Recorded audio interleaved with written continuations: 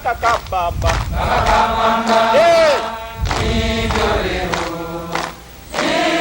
Tarehe 6. For those who don't know Swahili, it's the sixth day. Is to remember the 6th day of February, 6th February 1981. That's why it is called the Tarehe 6, the 6th of February 1981, when we attacked Kabamba barracks with 42 people and only 27 armed.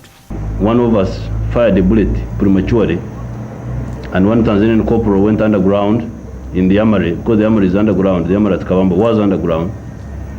He went in the armory, and it was difficult to get him out.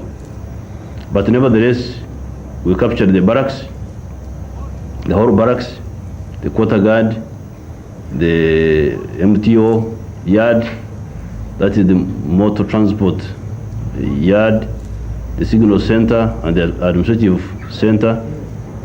We took control of the whole barracks, and all the Tanzanians who were there, and the Ugandans ran away. But we did not get to the main target, which were the guns underground. We however managed to get vehicles from the MT yard, as well as some other guns from the houses of the officers and of the soldiers. And we left Kabamba by a fleet of vehicles through Chenjojo, through Bugangezi and Buyaga, up to Kiboga, thereby establishing our first base in the war of liberation against the regime of Obote. What prompted me to be the one to shoot the first bullet, I like to explain that we even had a song, Kibonge cha nini vijana walihamia msituni, Kibonge cha nini vijana walihamia msituni. The question why, and in anything you want to do, always ask the question why. Kibonge means why did young people go to the bush? If you have got a government which has closed off all other channels of peaceful change, what else could we do except to surrender, to resign ourselves to slavery? And we couldn't do that as long as the people were willing, because this is their own war. The people are actually the ones who urged us on to fight. If we do not have this support, we would never have started such a war. So it is to the people's benefit themselves.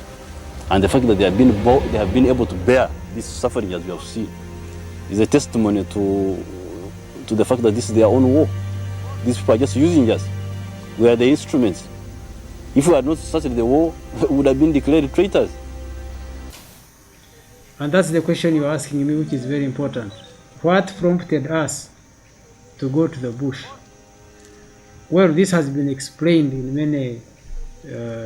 many times, that since independence, even before independence, Uganda was always involved in conflict, but more so after independence. The Constitution, when you read the preamble of the Constitution, it says that there was instability and chaos.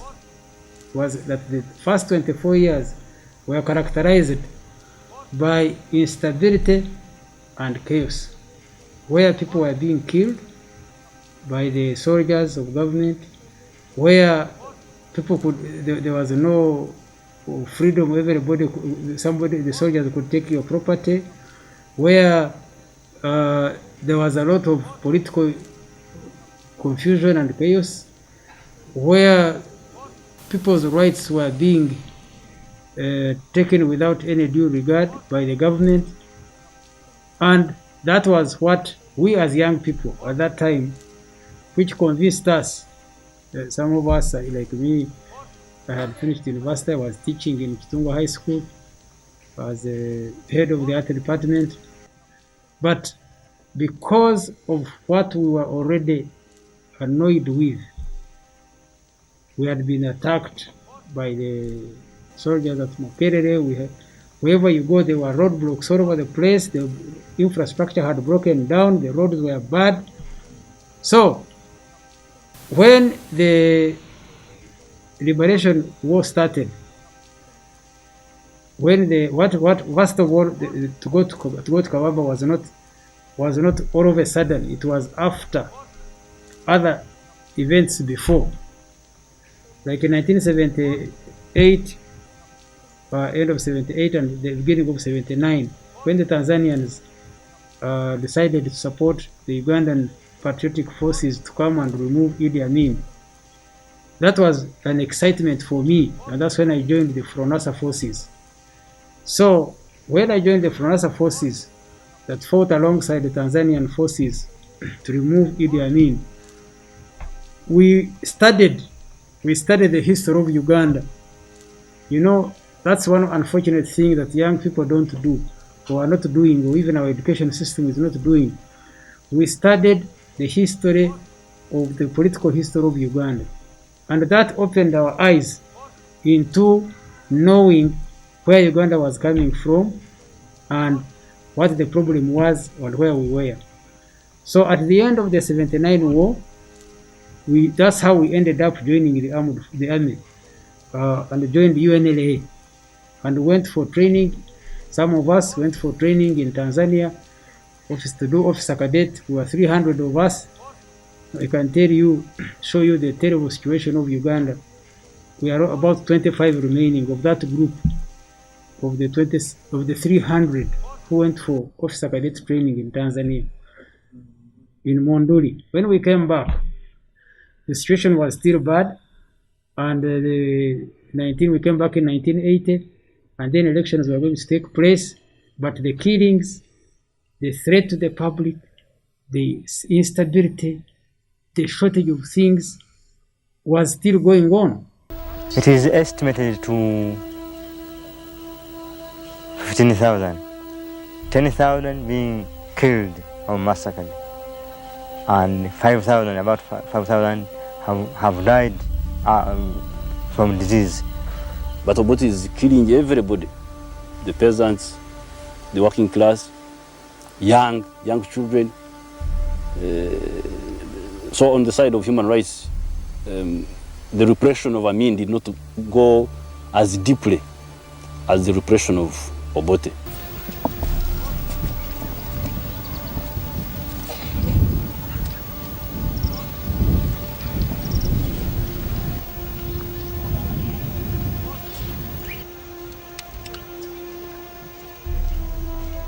So that's what led some of us to prepare, to plan, and take a decision under the leadership of our current president, Elly Museveni, to take the decision to go for a protracted people's war, which was different from the other ways of removing a government.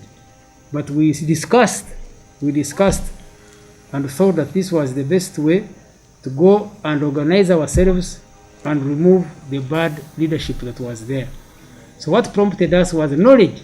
We had knowledge. We had discussed not only during the 79 war, but even after.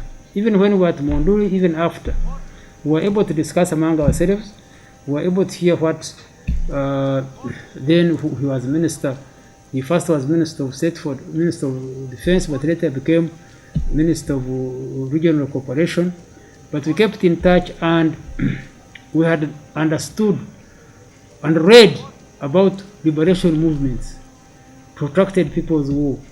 We had read examples of other countries, Mozambique, Angola, Cuba, China, and others. So we were conscious. We went knowing that we were going to take a long time, a protracted people's war, as our strategy. And that's what led us to go to Kabamba and attack it. Because Kabamba is where we had kept our guns after 79. And we knew they were there.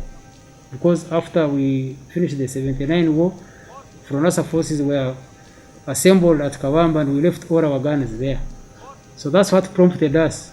Now, shooting the first bullet is because I was given the assignment of leading Section 2, which was to capture the quarter guard of Kabamba barracks. And that's how it ended, the first bullet being shot there, because the guards wanted to got their guns out, shoot at us, and we shot them before they shot us, and that's why we are still here. So that's how it all started. But what prompted us was deliberate understanding of where Uganda was, and the best way to solve it was the protracted people on war.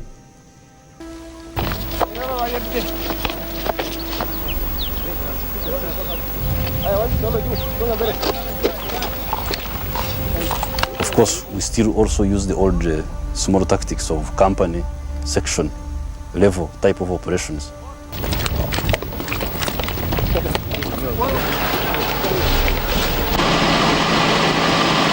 It's just advancing consciously. Because we are expecting the enemy just now in front of.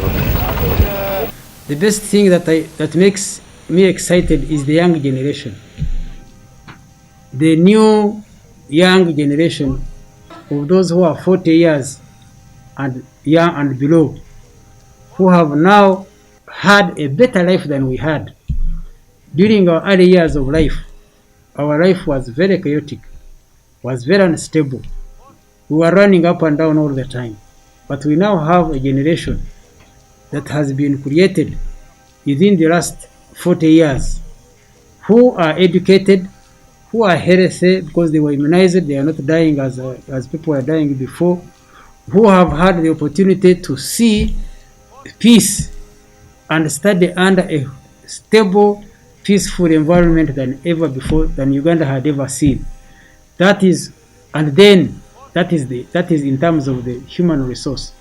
But in other developments of infrastructure, developments of industry, developments of educational sector, development of the health sector, development of the agricultural sector, development of tourism, development of transport and other things that, and more importantly, the development of the armed forces and the security forces, which has guaranteed the peace and stability of Uganda, is what makes me very, very, very happy and says, yes, our struggle that started on the 6th of, well, it did not start actually on the 5th of February, as I have said.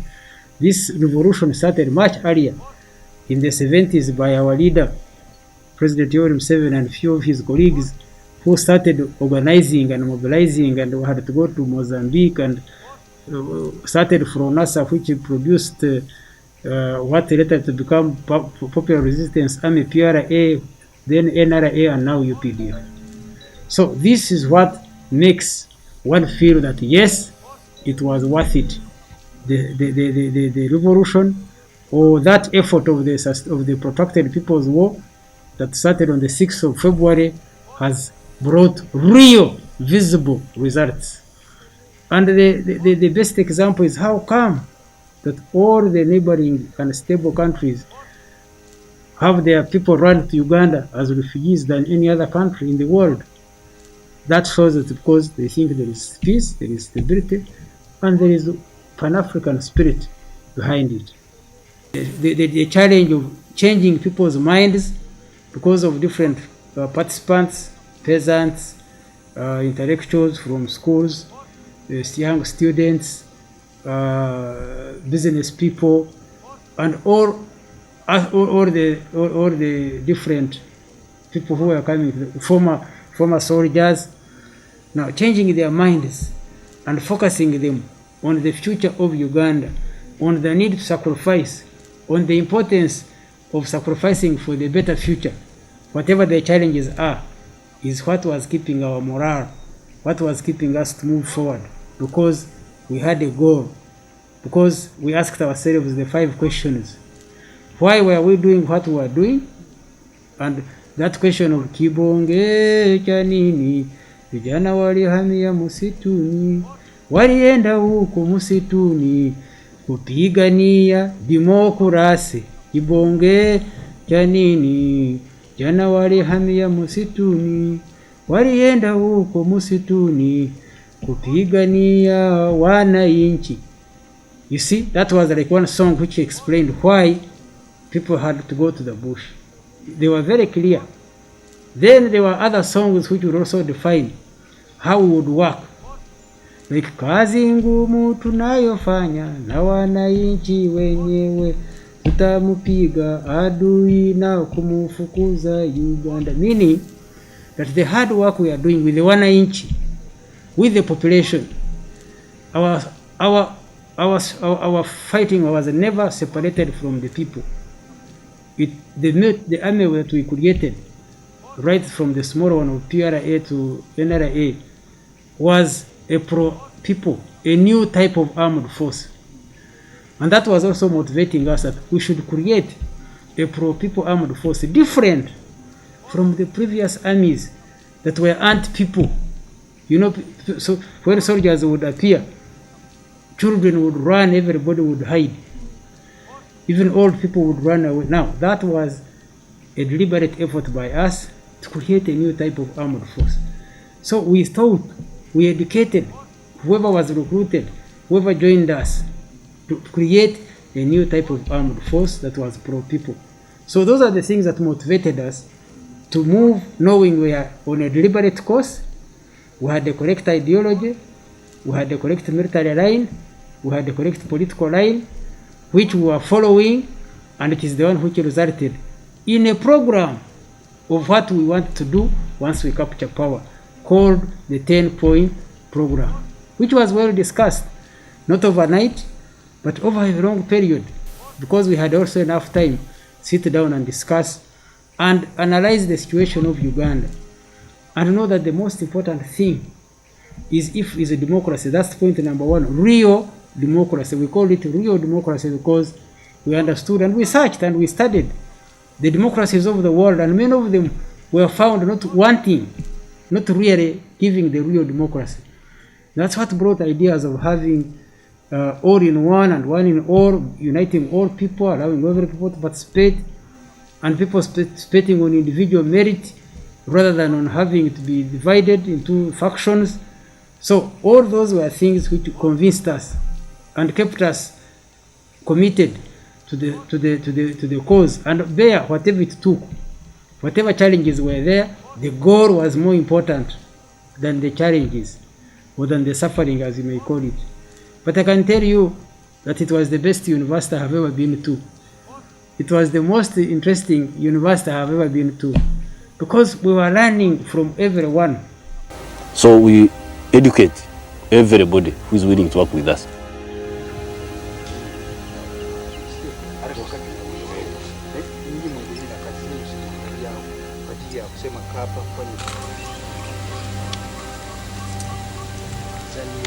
Wakati yeye anakuja hivi kwa njia hii, unajua wakati anafika hapa kwanza na sasa pale tunaweka huko.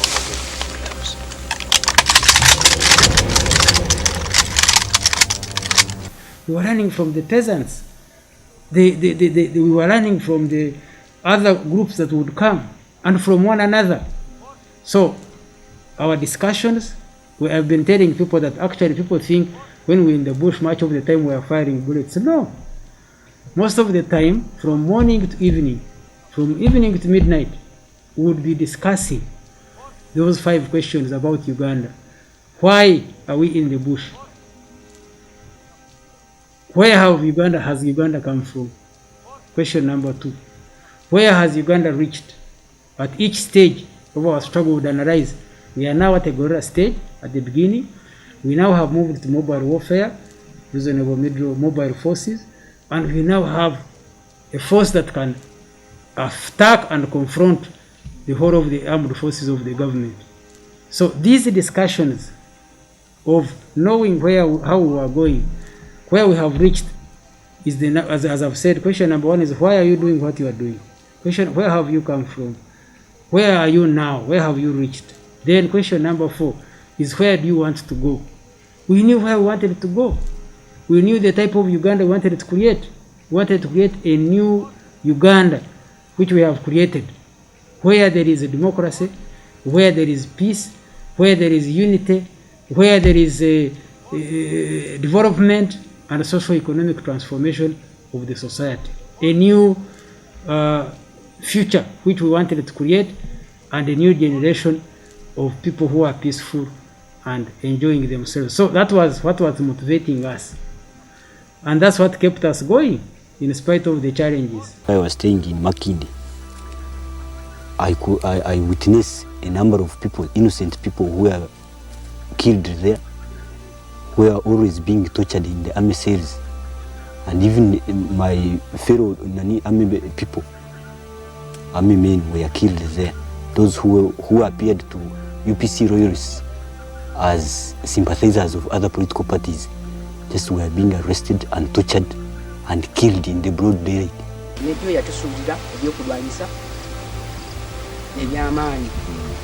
That he runs away from Obote, who is killing them, has been killing them, is killing them, even recently was sharing them.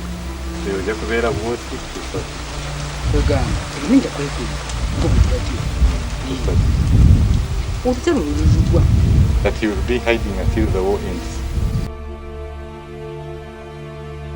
Olunaku basooka ne baseeringa ne bwe bayingira ne bajja abaana enki abamu ne badduka ne bakwata maama wange ne bamutta n'ente ne bazitwala ne ssente ne bazitwala. Ono waba omulaalo gwe baali basise omulaalo waffe bwe yajja n'agamba maama wamu bamusonyiwa ne bagamba gweddayo. Omulaalo najja n'atulagirira maama waffe gy'afiiridde ne tujja ne tumuziika ne taata. This place is a graveyard, one of the few which have recently been discovered in Kampala. This one exactly is in Rubiru barracks. Mainly those were those suspected to be the sympathizers of the people Obote called bandits. Why Tarisiti is very important is remembering when, of course, as I've told you, there were previous struggles that led to the Tarisita, the one of this last phase of the liberation movement. Why Tarisita is important was that it is when Ugandans, now this time without Tanzanians, like we came to remove Idi Amin, we had the help of Tanzania. This time was Ugandans who understood what they knew, how to liberate their country, and young people at that, without so many guns, who understood what to do and started on that day, on the 6th of February, started and trumpeted or blew the trumpet to the whole of people of Uganda that there is hope. There is hope. We are going to remove this bad government which was there, and we will provide a better Uganda. So that day, Terehesita is important because it announced to the public that young people have gone to change the situation from what it was to a new, better situation. And therefore, that day is remembered, and we celebrate it, for the young people. It is the main, that's why we are now able to talk about it, because it's an opportunity to explain, it's an opportunity to educate our young people, it's an opportunity. We normally, every year, we go to the countryside and we share for a whole week what we call the Terehesita week. We associate, we renew our partnership, we renew our harmonization between the armed forces and the people, we renew our ever increasing relationship with the population, to know that we are in together. We are not only the product of the society, but we are part and parcel. The development of the UPDF has been consistent with the growth of the economy. Our soldiers have lived in very humble conditions, starting from these small brass thatched houses called Mama Yingia Pole, to now they are now living in gorofas, which are being built around the countryside as an improvement of the barracks and the accommodation facilities in accordance with the economy as it is improving.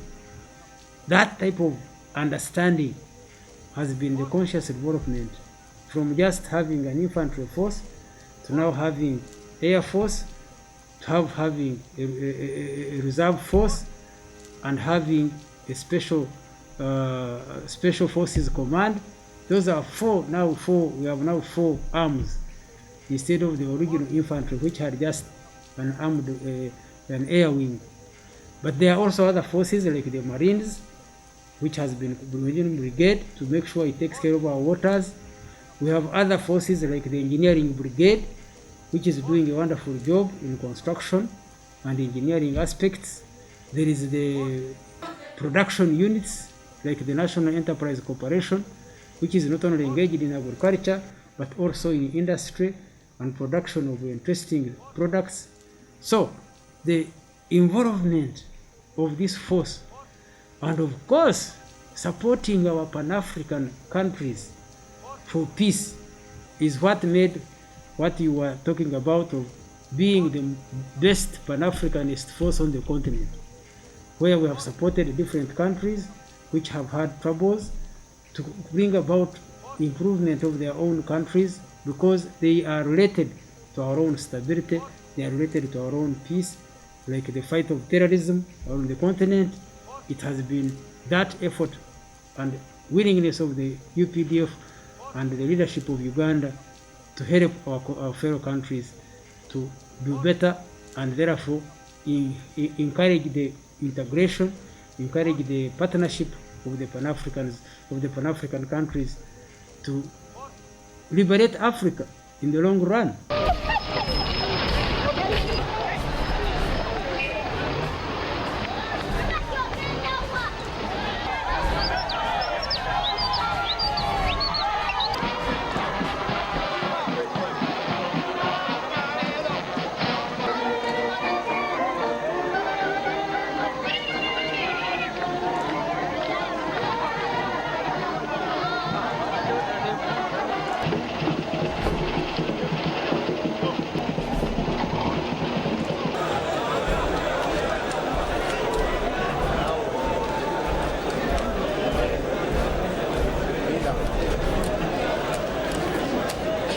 No, my best advice to the young people. You see, for us, these are the young people whom we like very much. This is the best result. The young people are the best result of all our sacrifice, of all our endeavor, of all our efforts. We've never rested. All the challenges that have come, we are doing it for nobody else more than our children, than the young generation, which is, as I've said, is the best resource, is the best asset of our country, and which we would like now to guide, because they have lived in a relatively better and more comfortable environment than us. Most of them have not bothered. They have found things available, and they are just, and it has developed into some danger or some sort of dependency, expecting that the government will do everything for them, which is a very bad thing, not knowing that each person, nobody owes you your living, you owe it yourself. You are the one who should look for opportunities which are available. My advice is, Uganda is a wonderful country by nature. Our beautiful country, our country, Uganda, of milk and honey, full of fresh water, fresh air, fauna and flora, full of sunshine, the power of Africa, which is part of my song, is for Ugandans and especially the young people. My advice is, look for the wonderful opportunities available, where you can make your living, where you can make a living out of these opportunities. And my advice is, study the history of Uganda. Where has Uganda come from?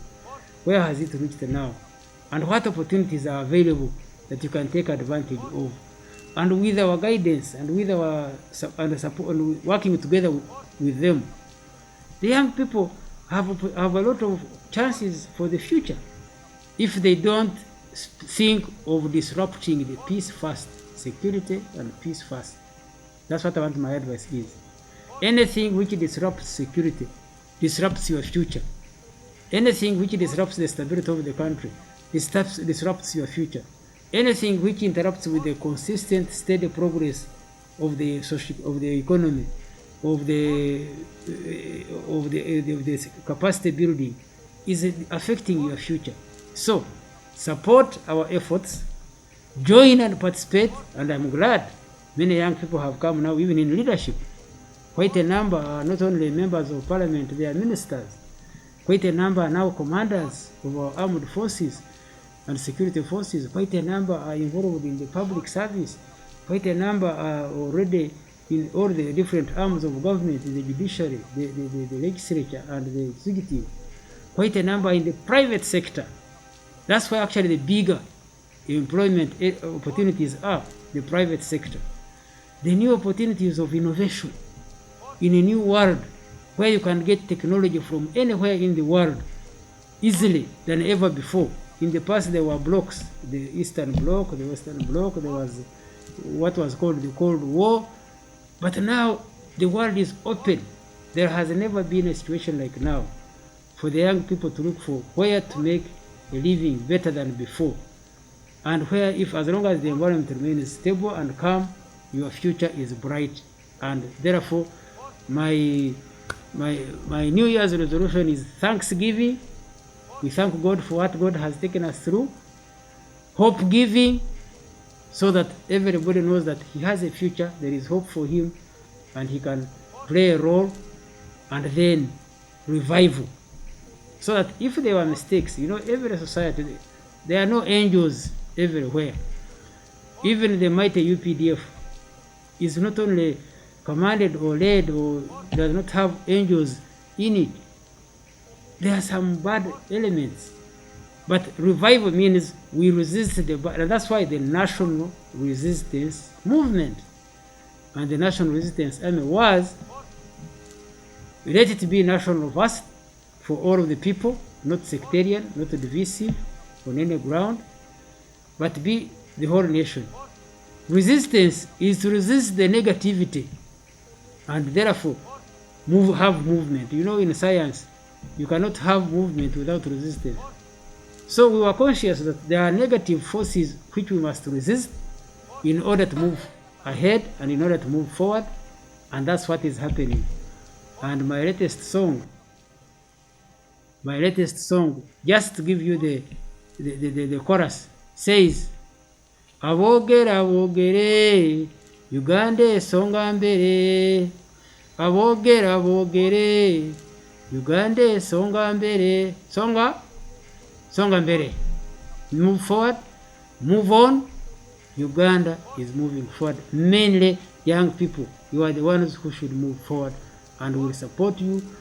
That's what we sacrificed for, and that's why Terehesita is important to remember, to review, to study why, and see what it has brought. Actually, in the Pan-African movement, we say, do not agonize, organize. For anything you want to do, it depends on how organized you are.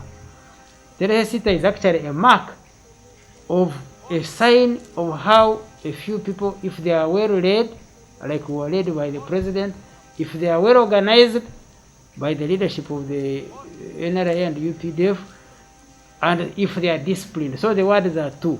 The future belongs to the organized and the disciplined. Be organized, be disciplined, the future will be great. I, Museveni, swear that I will be faithful and bear true allegiance to the Republic of Uganda, and that I will preserve, protect, and defend the Constitution. So help me God.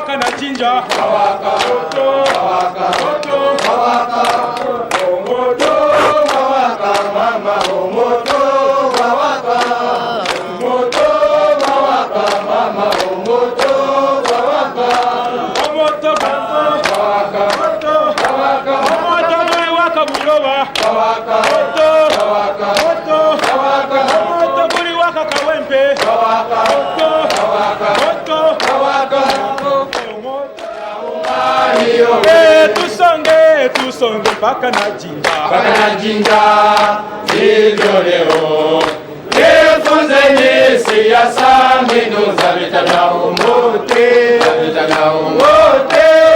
na umbani tusonge mpaka na guru